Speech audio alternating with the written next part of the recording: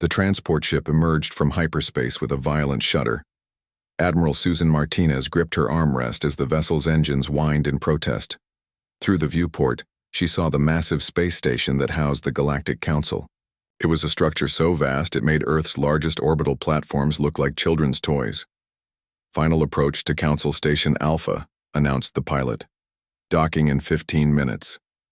Susan stood and straightened her uniform.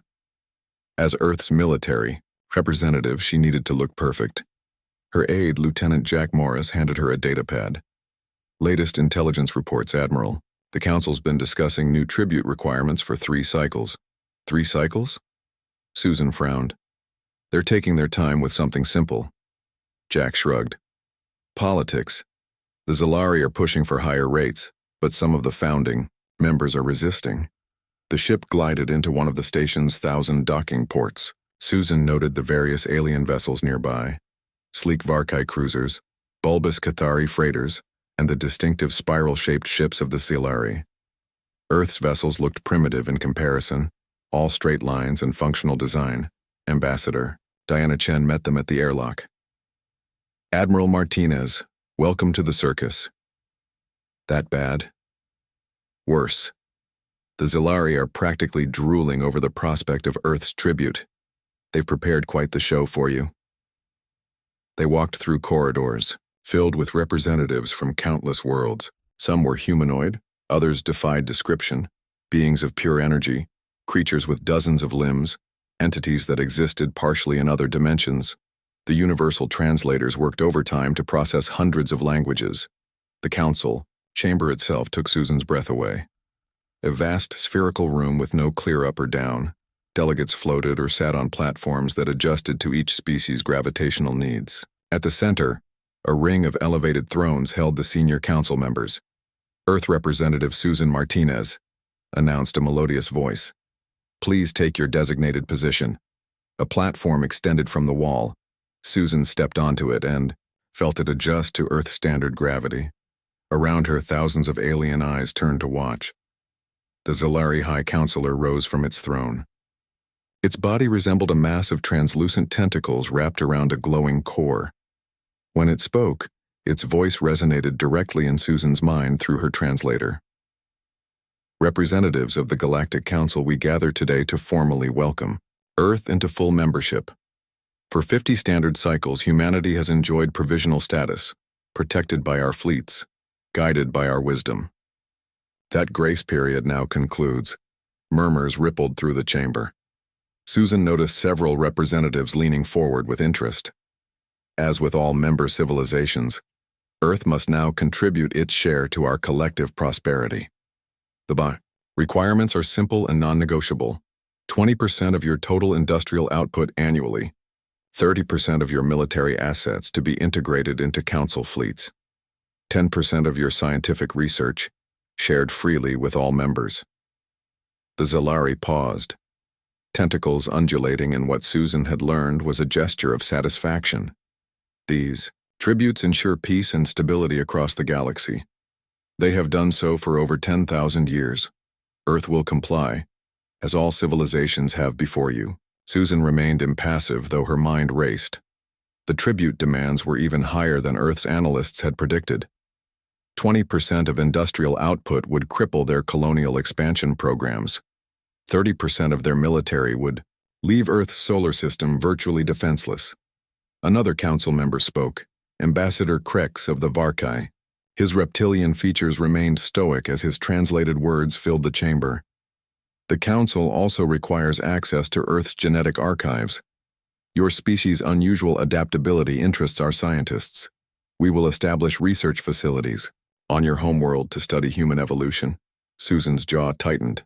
This was new. No one had mentioned anything about genetic research or alien facilities on Earth.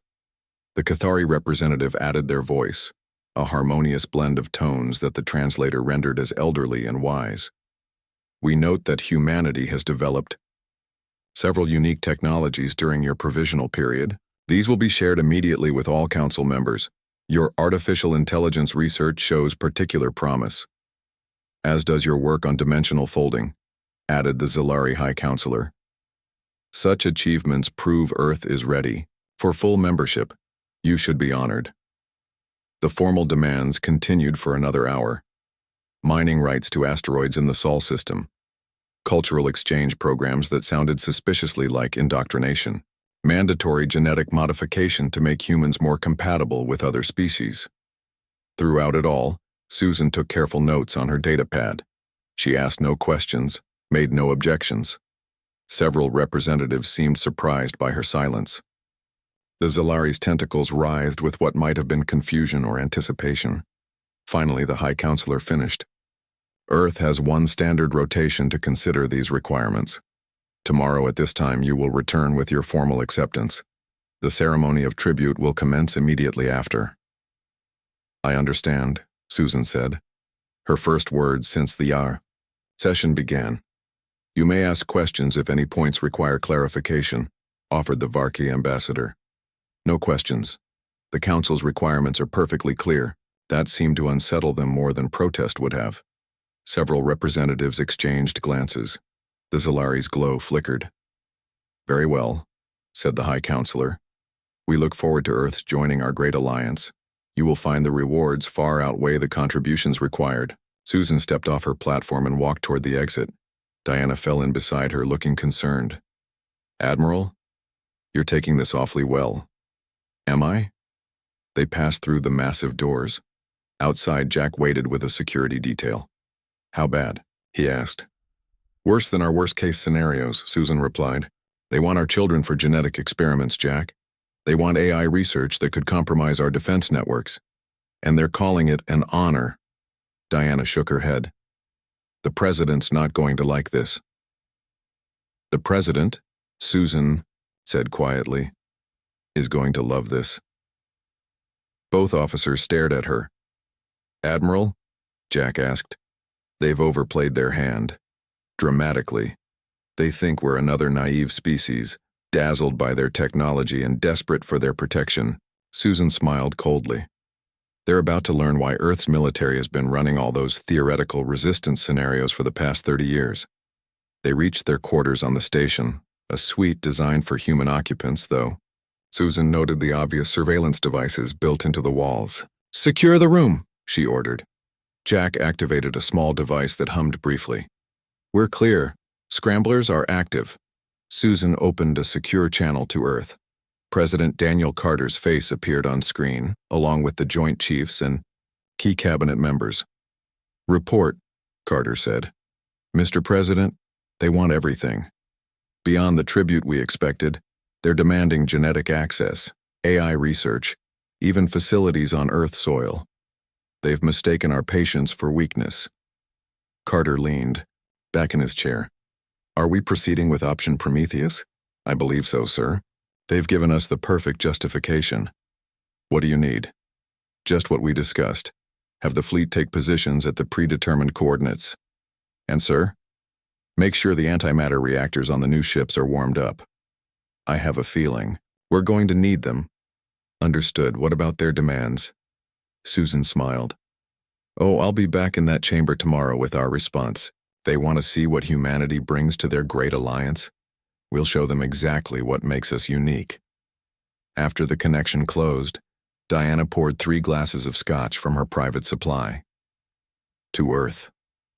To Earth, Susan and Jack echoed. Think. They have any idea what's coming? Diana asked. Not a clue, Susan replied. They've been running this protection racket for 10,000 years. They think they're gods. She took a sip. Tomorrow, we introduce them to humanity's special talent, which is making gods mortal again. They sat in comfortable silence, watching the stars through the viewport. Somewhere out there, Earth's newest fleet was moving into position. Ships equipped with technologies the Council hadn't seen before, crewed by humans who had spent generations preparing for this moment.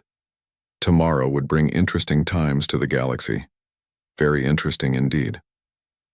Susan's secure communication room buzzed with activity. Holographic displays filled the space with data streams, star charts, and live feeds from Earth's hidden fleet positions. She had been awake for 20 hours straight, coordinating humanity's response to the Council's demands. Admiral, we have movement in Sector 7. reported Commander Alex Rivera from his station. 3 Zalari patrol ships just dropped out of hyperspace. They're checking our borders, Susan muttered, making sure we don't have any surprises. Waiting. Let them look. They won't find anything. Lieutenant Jack Morris entered with coffee. The president's ready for the final briefing. Susan nodded and activated the main display. President Daniel Carter appeared, surrounded by Earth's military leadership. Admiral Martinez, Carter began, are we absolutely certain about this course of action? Sir, they've left us no choice. Their demands would reduce Earth to a slave state within a generation. The genetic research alone would give them control over human evolution. General Lisa Wong spoke up from her position at Strategic Command. Our analysts confirm the Admiral's assessment. The Council hasn't fought a real war in centuries. They maintain control through economic pressure and the threat of their combined fleets. And our new toys? Carter asked. Wong smiled. The Prometheus fleet is in position. 12 battleships with our new shield technology, 30 cruisers equipped, with dimensional jump drives, and over 100 fighter craft that can phase through standard shields. Don't forget the surprise, added Defense Secretary Peter Johnson. The gravity wave projectors are online and ready. Carter rubbed his temples. This is going to change everything. It already has, Mr. President, Susan replied. The moment they demanded our children for experiments, they crossed a line. Now we show them why that was a mistake. The meeting continued for another hour, finalizing details. Earth's colonies had been quietly evacuated to secret locations. Mining operations had shifted to automated systems. Everything valuable had been moved or hidden. After the call ended, Diana Chen found Susan staring out the viewport. Penny, for your thoughts? Just wondering if we're doing the right thing, Susan admitted. We're about to overturn 10,000 years of galactic order. They didn't give us much choice. No, they didn't. Susan turned away from the stars. Get some rest. Tomorrow's going to be a long day. Sleep didn't come easily. Susan lay in her quarters, running scenarios in her head. Everything depended on timing. One mistake could doom humanity. Morning arrived too quickly. Susan dressed carefully, choosing her formal military uniform with all decorations. If this was humanity's declaration of independence, she would look the part. The walk to the council chamber felt different this time. Alien representatives whispered as she passed. Some looked sympathetic, others gleeful at the prospect of Earth's submission. Ambassador Krex of the Varkay intercepted her near the entrance. Admiral Martinez, a word of advice. The Council can be flexible on certain points. Perhaps a private negotiation? Thank you, Ambassador, but our position is prepared. His reptilian eyes narrowed. You humans are still young in galactic terms. Don't let pride lead to your destruction. We'll keep that in mind. Inside the chamber, the atmosphere crackled with anticipation. The Zalari High Counselor practically glowed with confidence. Other representatives had brought recording devices, eager to document Earth's formal submission. Susan took her position on the human platform. In her pocket, she felt the weight of a small control device. One press would activate everything. Earth representative, the High Counselor began, have you brought your world's acceptance of tribute requirements? I have brought Earth's response, Susan said carefully. Excellent. Please present your tribute agreement for formal recording. Susan pulled out a data crystal and placed it in the chamber's central projector. But instead of tribute schedules, a different image appeared. Earth's actual military fleet arranged in battle formation. Gasps echoed through the chamber. What is this? Demanded the High Counselor. This is Earth's counter-proposal, Susan stated. Instead of tribute, we offer partnership, equal partnership. Impossible. The tribute system has maintained peace for millennia. Has it? Susan activated another display. Our analysis shows that peace means different things to different species. Core worlds prosper while frontier civilizations struggle to meet tribute demands. Entire cultures have stagnated under your system, the Cathari representative interrupted. This is sedition. Guards, remove this human. But Susan pressed the control device. Suddenly, alarms blared throughout the station. Multiple contacts appeared. On everyone's tactical displays, Earthships emerging from dimensional folds directly inside Council space. "You've hidden a fleet," the Varki ambassador exclaimed. "We've done more than that," Susan replied calmly. "For 50 years, while you thought we were primitive newcomers, we've been studying your technology, your tactics, your weaknesses." The chamber erupted in chaos. Representatives shouted in dozens of languages. Some called for immediate military action. Others demanded explanations.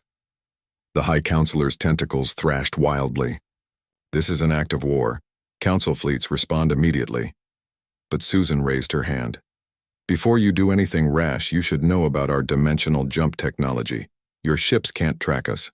Your weapons can't lock onto us. And your shields?" She smiled. "We've been passing through them undetected for years." "Lies!" screamed the Zalari. "Really?" Susan touched her communicator. "Captain Foster, demonstration please." A human destroyer appeared directly above the council chamber, inside the station's shields. Its weapons remained powered down, but the message was clear. "You see," Susan continued as panic spread, "humanity didn't spend 50 years as your provisional members just enjoying your protection. We spent it preparing for this day." The eldest Cathari spoke, their harmonious voice cutting through the chaos. "What do you want, humans?" "Simple. An end to tribute, equal representation, voluntary cooperation instead of forced submission." "And if we refuse?" Susan's expression hardened. "Then we'll build our own alliance. We've already had private discussions with 37 member species who are tired of your tribute system."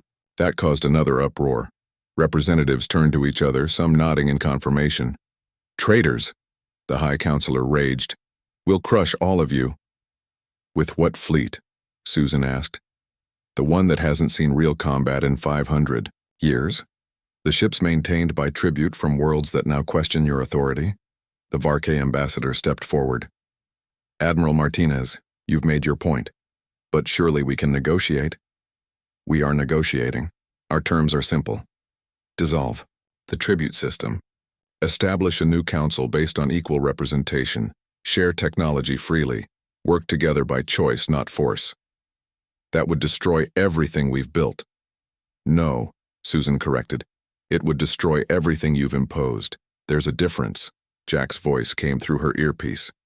"Admiral, we're detecting movement. Several council battle groups are converging on our position." "Understood." Susan addressed the chamber again. "Your military forces are responding. This is your last chance to choose peace." The High Counselor rose to full height. "The Council does not yield to threats. You'll learn the price of defiance, human." "So be it." Susan touched her communicator. "All ships, execute Prometheus Protocol." What happened next would be debated by historians for generations. Earth's fleet didn't attack.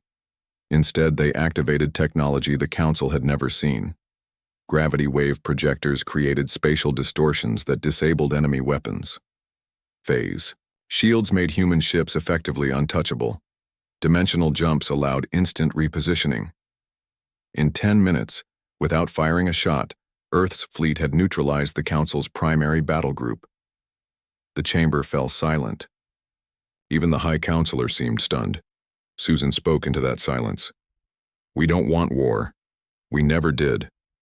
But we won't be slaves either. The galaxy is changing today, whether you accept it or not. The question is, will you change with it, or be left behind?" Ambassador Krex of the Varke moved to his people's section. After a brief discussion, he announced, "The Varke Empire withdraws from the tribute system and recognizes Earth's proposal for a new alliance." Like dominoes, other species followed. The Cathari, after heated debate. The Nexari Collective. The Dral Confederation. Within an hour, more than a third of the Council had sided with Earth. The High Counselor watched their carefully constructed system crumble. "This isn't over, human." "You're right," Susan agreed. "It's just beginning." The next 24 hours tested Susan's endurance like nothing before. The council chamber had transformed into a diplomatic battlefield, with representatives huddled in groups, arguing, negotiating, and switching sides by the hour. "Status report," Susan requested as she entered the human command center they had established in their quarters. Jack looked up from his console. 42 species have now joined our coalition. Another 15 are considering it. The Zalari and their core allies are threatening military action against any who defect. "Empty threats," Diana commented. "Their fleet is still disabled from our gravity wave demonstration." "Don't underestimate them," Susan warned. "They've ruled for 10,000 years. They must have contingencies we haven't seen yet." As if summoned by her words, alarms blared throughout the station. Commander Alex Rivera's face appeared on screen. "Admiral, we have a problem. Massive energy signature detected at the galaxy's core. Something's coming through an ancient gateway." "Show me." The display shifted to long-range sensors.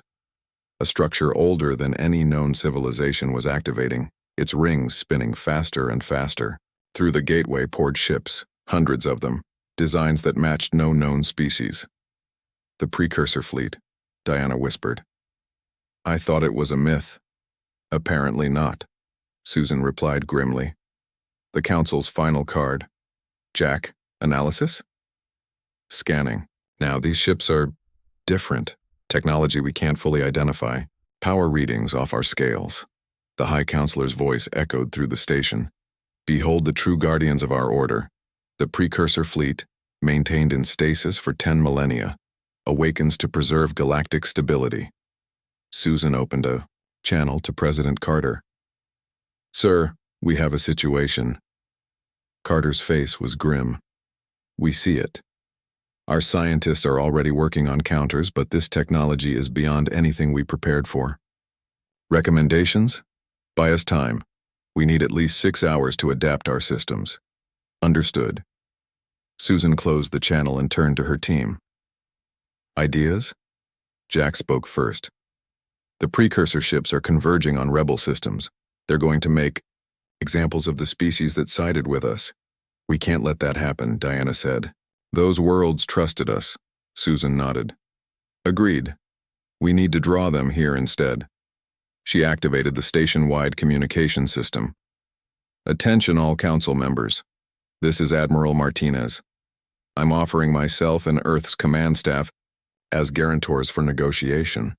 The precursor fleet can hold us while discussions continue." The response was immediate. The High Counselor appeared on screen, tentacles writhing with what might have been amusement.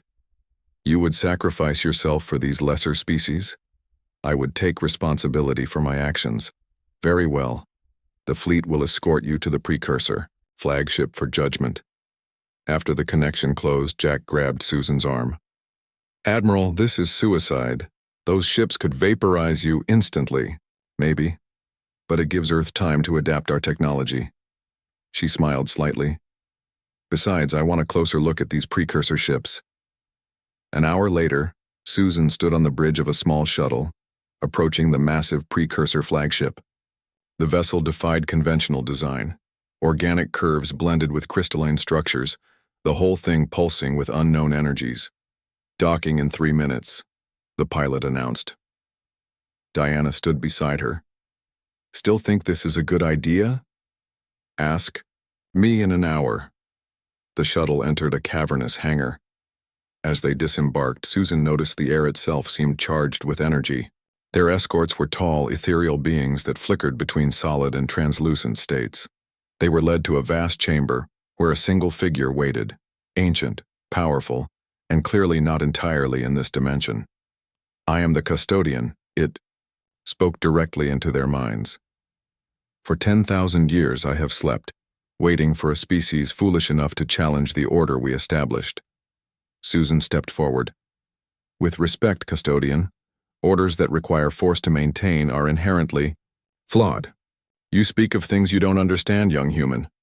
We created this system after witnessing the chaos of unrestricted freedom. Galaxies burned, entire species were erased. And your solution was slavery disguised as protection?"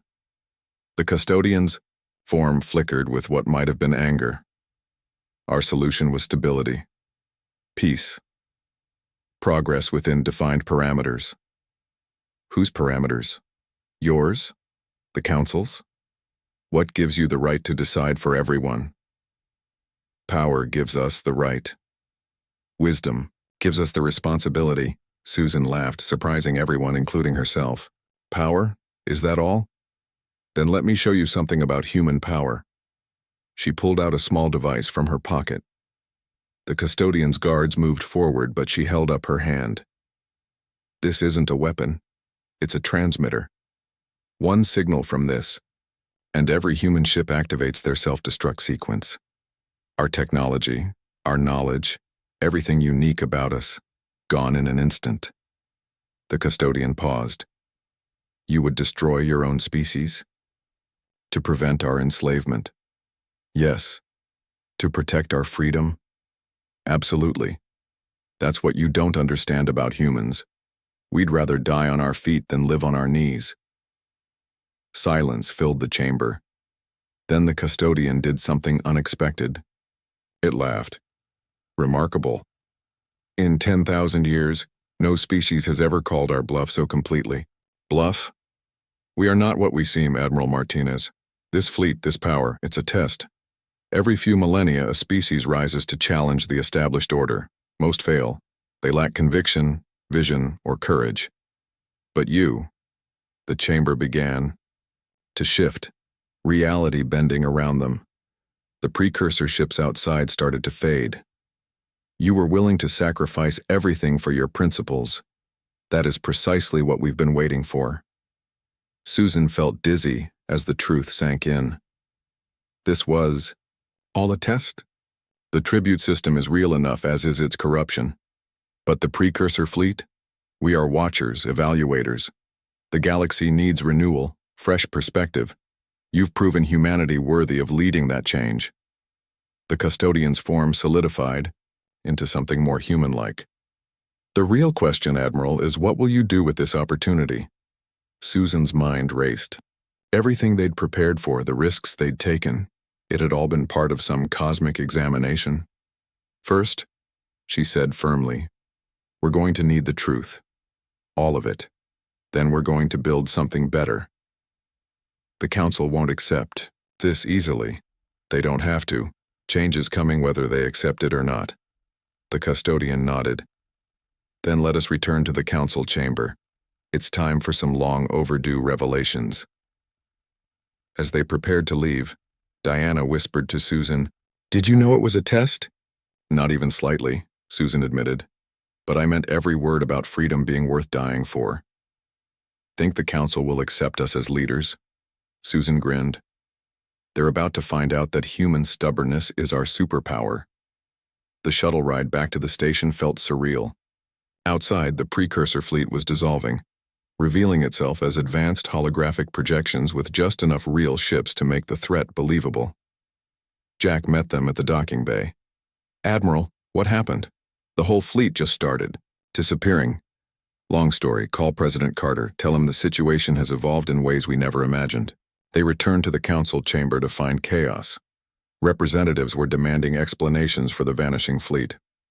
The High Counselor's tentacles drooped with confusion. Susan took her platform as the custodian materialized in the center of the chamber. Gasps and cries echoed from every direction. Council members, the custodian announced.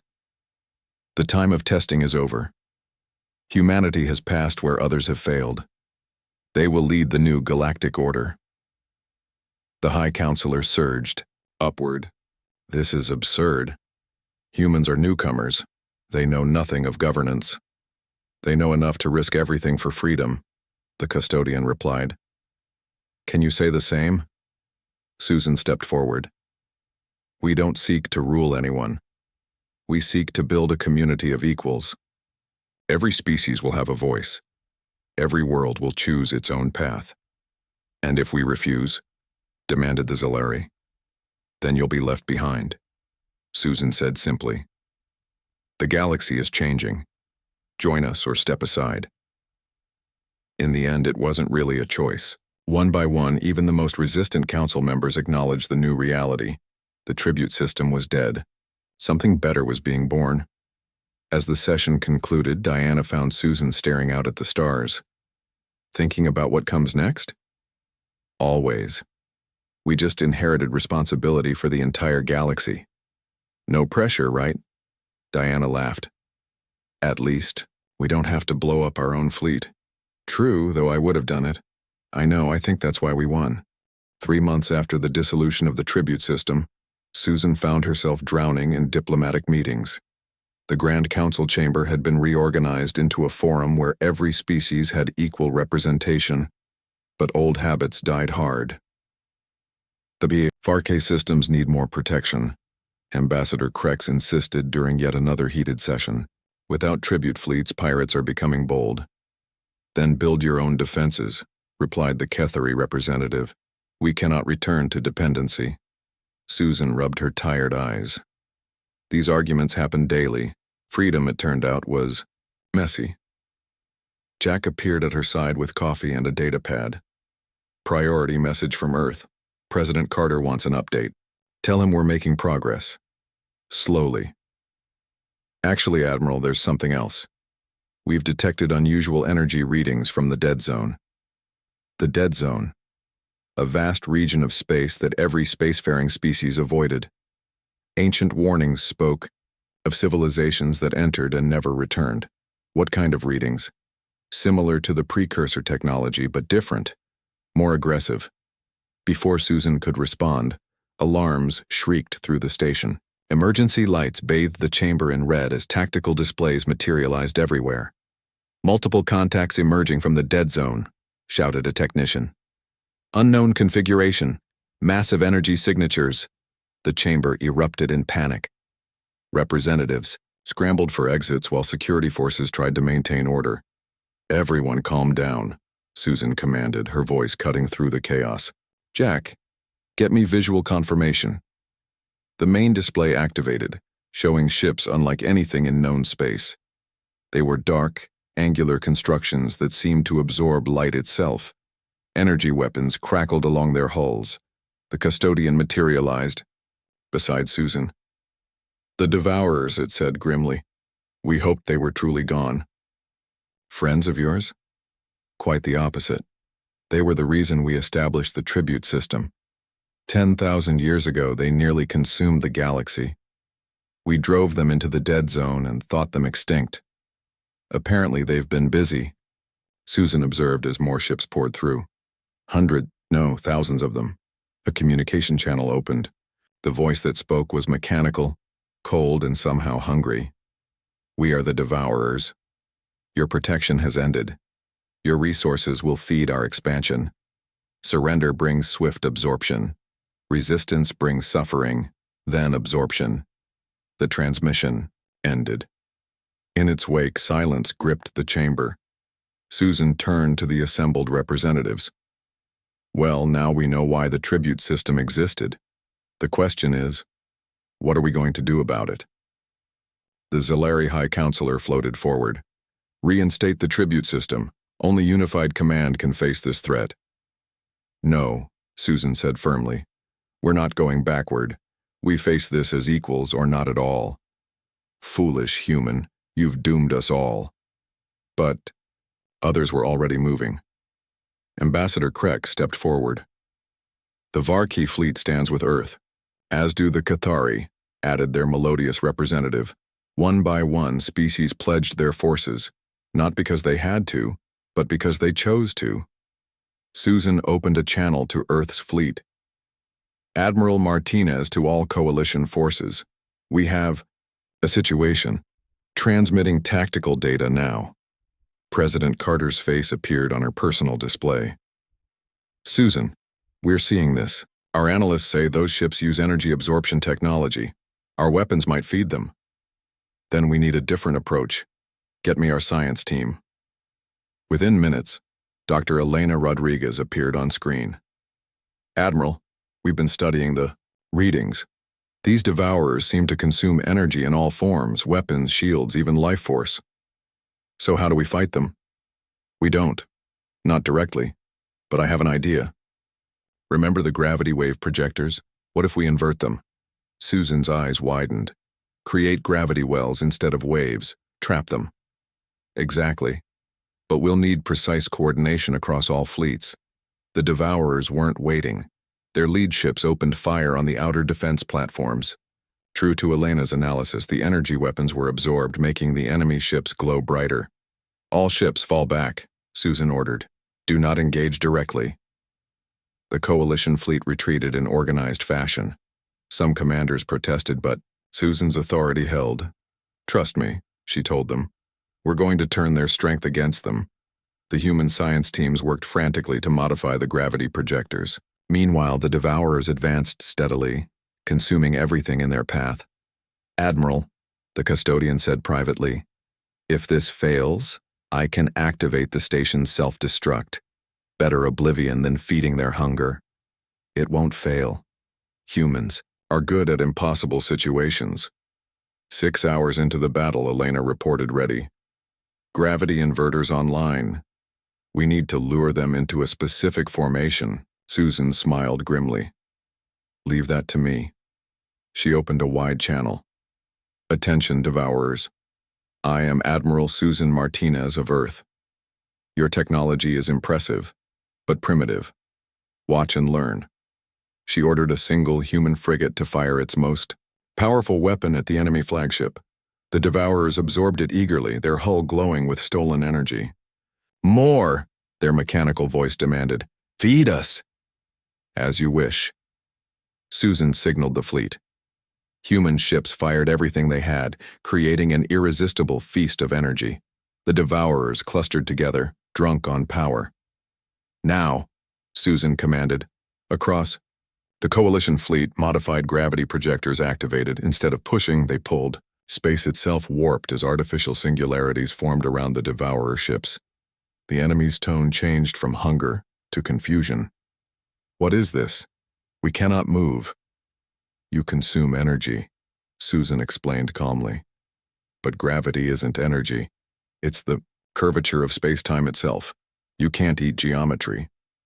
The Devourers struggled as the gravity wells intensified. Their ships, designed to absorb and redirect forces, had no defense against being trapped in twisted space. Increase power to the projectors, Susan ordered. Let's give them a taste of their own medicine. The singularities began to merge, creating a massive gravitational anomaly. Devourer ships crumpled like paper, their advanced hulls no match for the fundamental forces of the universe. The mechanical voice spoke again, now tinged with something like fear. This is not possible. We are eternal. We are hunger itself. You were, Susan corrected. Past tense. With a final surge of power, the merged singularity collapsed, taking the entire Devourer fleet with it. In seconds, the greatest threat, the galaxy had ever known, simply ceased to exist. The chamber erupted in celebration. Species that had been enemies hours before embraced each other. The impossible had been achieved through cooperation, not coercion. The custodian approached Susan. In 10,000 years, we never found a solution. We only managed containment through constant vigilance. That's because you were thinking like soldiers. We thought like engineers.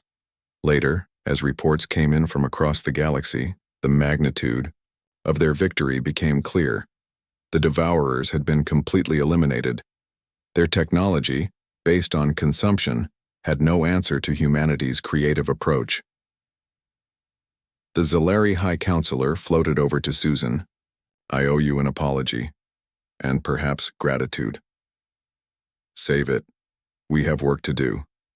This victory showed what's possible when we work together by choice. Let's build on that. Diana found her staring at the stars again. Credit for your thoughts? Just realizing something. The precursors tested if we were worthy to lead. But this was the real test. Not our courage or conviction, but our creativity. Our ability to find new solutions. And we passed. We all did. Together. The news spread quickly across the galaxy. The humans, those newcomers who refused to pay tribute, had saved everyone. Not through superior firepower or ancient wisdom, but through innovation and unity. President Carter called personally. Susan, you've made history. The Coalition wants to make your position permanent, Supreme Admiral of the Combined Fleets. With respect, sir, no. We don't need Supreme anything. We need cooperation, rotation of command, shared responsibility. Carter chuckled. Still changing the galaxy, I see. Someone has to. As the immediate crisis passed, the real work began. Treaties were drafted, defense networks established, trade agreements negotiated, all based on voluntary participation and mutual benefit. The galaxy had faced its darkest hour and emerged stronger. Not because of tribute or force, but because diverse minds working together could solve any problem.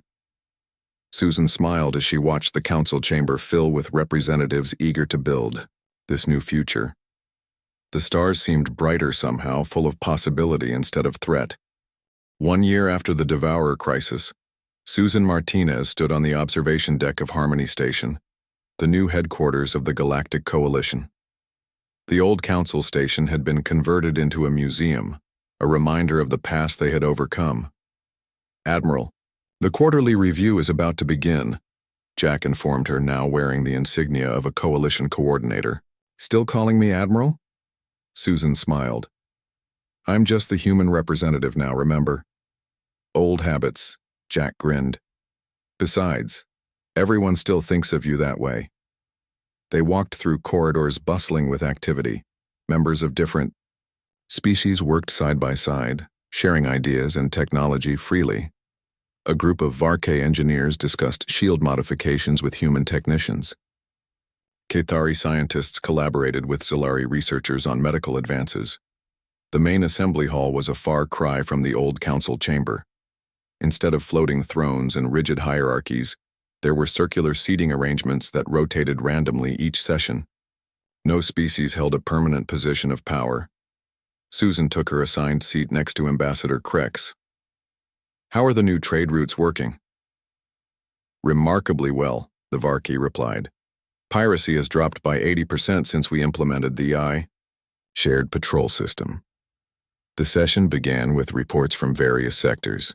The Cathari presented advances in agricultural technology that had ended food shortages on 12 worlds. The Dral Confederation shared new medical treatments developed through interspecies cooperation. When Earth's turn came, Diana Chen stood to present. The dimensional jump drive technology is now available to all coalition members. Training academies have been established on 15 worlds. Without restrictions, asked the new Zolari representative, younger and more open-minded than his predecessor. Completely open source, Diana confirmed. Knowledge grows when shared. The Zolari's tentacles rippled with what Susan had learned was appreciation. The old council would never have believed this possible. As the session continued, a message arrived for Susan. She read it and felt a smile spread across her face. Something good? Krex asked. The first joint exploration mission just reported back. They found 7 habitable worlds in the outer reach, perfect for new colonies. Joint crews? Humans, Varkay, Cathari, and Nexari working together. They're already planning settlement strategies. The custodian appeared in the center of the chamber, as it sometimes did during important moments. The Watchers are pleased, it announced. In 1 year, you have accomplished more than the Council did in centuries. We had good motivation, Susan replied. Survival tends to focus the mind. Indeed, but there is another reason I have come. The barriers around the dead zone are failing, not from external threat, but because they are no longer needed. What was once forbidden space can now be explored. Excitement rippled through the assembly. The dead zone contained mysteries that had tempted explorers for millennia. However, the custodian continued, we recommend caution. Not everything that dwells there was evil. Some were simply different. After the session, Susan met with President Carter via secure channel. The coalition wants to establish a permanent exploration corps, Carter informed her. They've requested human leadership for the Dead Zone expedition. Because we're expendable or because they trust us? Trust, surprisingly. You've proven that human creativity can handle the unexpected. Who did they have in mind to lead it? Carter grinned. 3 guesses, Susan sighed. Can't I just retire and write my memoirs? You're 38, Susan. bit early for retirement. She looked out at the stars, thinking of all the changes the past year had brought. The tribute system was gone. The galaxy operated on cooperation instead of coercion. Species that had been enemies for generations now worked together. All right, she decided. One more mission. The exploration fleet assembled over the next month. Unlike the old Council expeditions, this one included volunteers from every coalition species. The flagship, appropriately named Unity, housed the most diverse crew in galactic history. As they approached the dead zone boundary, Susan addressed the fleet. We're about to enter space that's been sealed for 10,000 years. We don't know what we'll find, but whatever it is, we face it together. The ancient barriers flickered and died as they approached, as if welcoming them. The first scans revealed something unexpected, structures clearly artificial but abandoned. Cities, breathed Elena Rodriguez, now Chief Science Officer. Entire civilizations, preserved in stasis. They explored for weeks, finding wonders beyond imagination. Planets, with crystalline forests, moons that sang in harmonic frequencies, technology that worked with nature instead of against it. But the greatest discovery came on an unremarkable world in the zone's center. A vast library, its archives containing the history of the galaxy before the tribute system. They weren't monsters, Susan realized as she reviewed the records. The civilizations here refused to join the original council. They chose isolation over submission. The custodian appeared beside her. Correct. We labeled them dangerous because they rejected our order. Fear made us create the barriers. And the Devourers? A genuine threat, but one we used to justify our control. They were drawn by the concentration of power, not repelled by it. Susan shared the discoveries with the coalition. The response was unanimous. Integrate the dead zone back into galactic society. Reach out to any surviving civilizations with offers of friendship, not demands of tribute. 6 months into the expedition, they made contact. A species called the Luminari, beings of pure energy who had hidden in the zone's heart. We watched. Your battle with the Devourers, their representative communicated. We saw you choose cooperation over dominance. Perhaps it is time we rejoined the galaxy. More contacts followed. The Crystalline Collective, the Void Dancers, the Dream Merchants. Each had preserved unique knowledge and perspectives during their long isolation. The galaxy transformed again, this time through inclusion rather than revolution. Art, science, and philosophy flourished as isolated cultures shared their treasures. On the anniversary of humanity's refusal to pay tribute, a celebration was held on Harmony Station. Representatives from over 100 species gathered, including many thought lost to history. Susan stood with her original team, Jack, Diana, Elena, and others who had risked everything for freedom. Think we made the right choice? Diana asked. Susan watched as beings who would never have met under the old system shared ideas and laughter. Look around. Different species, different worlds, different ways of thinking, all working together because they want to, not because they have to. The custodian joined them. You have exceeded every expectation. The Watchers are no longer needed. Our task is complete. You're leaving. Our purpose was to guide until a species proved worthy to lead through example rather than force. Humanity has done this. The galaxy is in good hands. As the custodian faded away for the last time, Susan felt a mix of pride and responsibility. They had changed everything, but the work was just beginning. President Carter appeared via hologram for the celebration. Admiral Martinez, the coalition has a new proposal for you. Not another expedition? Better. They want to establish an academy for diplomatic innovation. Teach others how to think like humans, finding new solutions to old problems, Susan laughed. From military officer to teacher, quite a journey. Interested.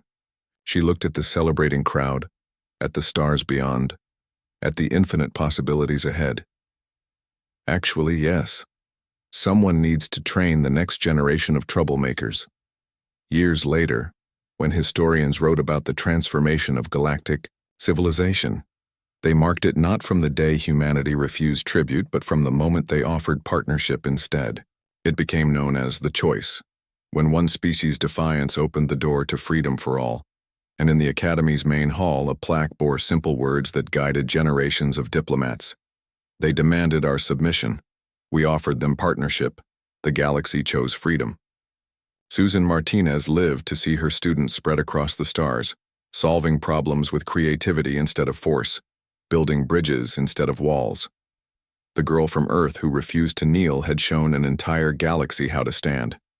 The stars no longer held threats, only possibilities, and humanity's greatest tribute to the universe was not resources or obedience, but the simple truth that cooperation born of choice would always triumph over control born of fear.